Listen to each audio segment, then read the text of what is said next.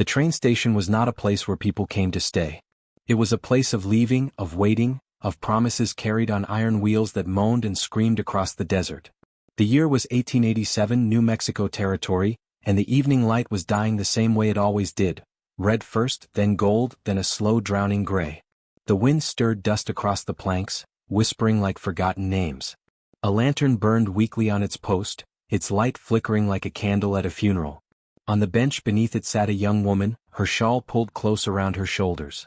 Her cheek, dirt-smudged and weary, pressed against a carpetbag that looked too small to hold much of a life. She didn't move when the wind lifted her hair across her eyes. She didn't stir when boots sounded across the platform. She looked like someone who had folded herself down to almost nothing, as though the world had already taken too much. Silas Boone had only come for feed. His horse waited, reins tied to the post, dust on its flanks. He'd thought of nothing more than oats and the long ride home, but when he saw her, something shifted. She didn't look up, not even when his shadow cut across the lantern light. But Silas looked at her the way a man looks at the horizon when he's forgotten there could be more than the same sun rising and setting over his own empty land. Later, he would write in his journal, she looked like someone whose name had been taken away. He didn't mean to speak. His voice had been unused all day, rough with silence. But he found himself saying, steady and certain, as if the words had been waiting years to be spoken. "You're coming with me." For the first days, Clementine Rose's heart barely spoke.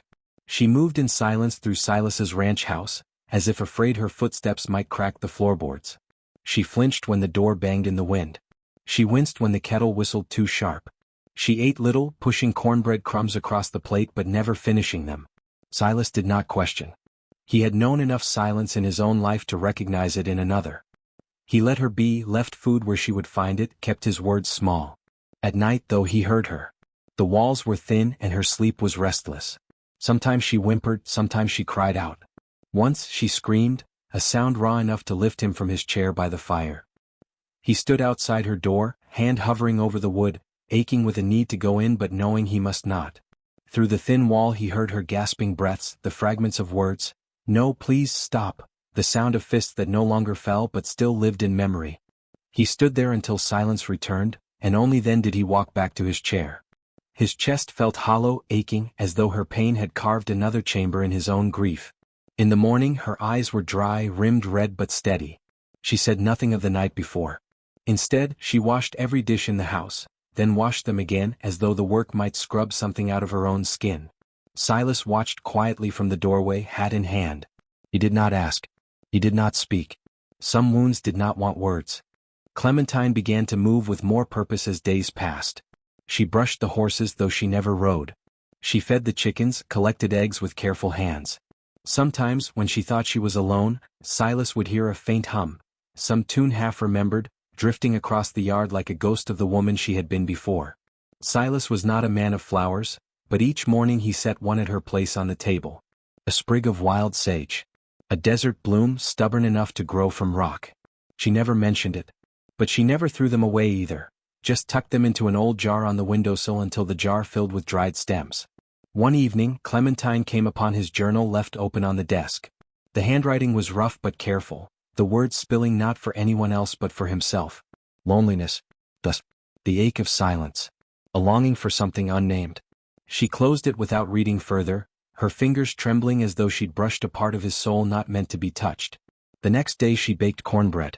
With honey. She didn't say thank you. She didn't have to. When they went into town, the eyes followed. It started with whispers. By the time Silas laid his coins on the counter for flour and salt, the gossip had turned to words not meant to be whispered at all. He brought home a whore. She's a widow, don't make her decent. Clementine heard. Her hands tightened on her shawl, her shoulders curved in on themselves. The small light she had begun to carry dimmed again. That evening in the saloon, Silas stood in silence until one man laughed too loud. "Boone, reckon she keeps your bed warm?" The chair scraped slow against the floor. Silas did not raise his fist, only his voice, low, cold, certain. "Say her name again. I dare you." The room quieted. Nobody did. That night, back at the ranch, Clementine asked softly, her voice carrying more weight than the question itself. "Why did you bring me back?" Silas stared into the fire. The crackle filled the silence before he answered. "Because I saw a soul that hadn't been treated kind. And I thought maybe it was time someone did, She said nothing. But for the first time she sat beside him at the fire, close enough that the warmth brushed her cheek. Under lanterns strung across a dusty frontier town square, couples swirled to fiddle music. In the center, a cowboy in a crisp vest and boots gently dances with a young woman in a modest sky-blue 1800s dress. Her hair is braided neatly, her expression softened by hesitant joy. He gazes at her reverently as though the world has fallen away. Around them, the air glows warm with golden lamplight and laughter, but their slow, tender dance belongs only to them. By autumn, the mare walked again, slow but steady. Clementine's cheeks held color now. She hummed while baking. Sometimes she laughed, quiet but real. The town still whispered. But whispers no longer held weight against the firelight they shared. One evening, beneath a sky stretched endless with stars, Clementine stood beside him at the corral. Her hand brushed his arm, uncertain. "I need a home," she whispered. Her voice broke on the words. "Will you accept me, with children? If I ever have them again?" Silas turned, his gaze steady. The wind moved between them like an unseen witness. "I never wanted land to stay empty," he said softly. "I wanted it full. Full of life. Full of you." No vows were spoken. No preacher, no church, no audience. Only the desert wind, the stars, the slow power of kindness. She leaned into him, and for the first time she did not flinch. Later, in his journal, Silas wrote only one line: "The soul finds home not in walls, but in another soul willing to carry its silence." Here are detailed image prompts, each based on a pivotal scene in the story, crafted to be fully self-contained and rooted in the 1800s Wild West era. 1. Lonely rancher finds the widow at the station. A rugged 30-year-old man in a dusty long coat and wide-brimmed cowboy hat stands at a weathered train station at sunset, gazing solemnly at a 23-year-old woman curled up on a splintered bench. She wears a worn 1800s shawl and a faded dress, her cheek bruised and eyes hollow with fear. The sky is painted in soft oranges and purples, and the wind lifts strands of her unkempt hair. Dust swirls around their boots. His stance is firm yet gentle, while her posture is tense and withdrawn. The entire mood is hushed, heavy with curiosity and an unspoken offer of mercy in the fading Wild West light. 2. Silent morning routine on the ranch. In the golden morning light of the old Wild West, a 23-year-old woman in a modest 1800s calico dress quietly sweeps the wooden porch of a remote ranch house. Her hair is braided neatly, face calm but cautious. A 30-year-old man walks away toward the fields in suspenders and a brimmed hat, glancing back at her with unreadable softness. The setting is intimate and quiet, with chickens in the background and a dusty landscape stretching beyond. The air holds a stillness where every movement feels intentional. The mood is restrained yet full of unsaid thoughts, like the pause before a question is asked. 3. The night she wakes screaming. Inside a dimly lit wooden cabin, lit by a flickering oil lamp, a 23-year-old woman bolts upright on a narrow cot, her face twisted in terror and sweat on her brow. She wears a simple 1800s nightgown, gripping a thin blanket to her chest. The 30-year-old rancher stands in the doorway in a linen shirt and suspenders, watching with wide, concerned eyes but keeping his distance. The mood is tense and intimate, shadows casting long shapes on the plank walls.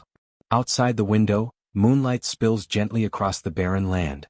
It's a moment of raw vulnerability in the heart of the Wild West. For, she stops him from shooting the injured mare.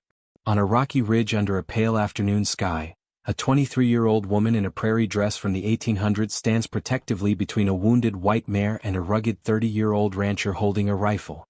Her arms are outstretched, trembling, her face filled with desperate conviction. He stands frozen, coat blowing in the wind, his expression torn between duty and something deeper. The injured horse lies in the dust behind her. The vast Wild West landscape looms with solemn beauty, sagebrush dotting the terrain. The lighting is stark and honest.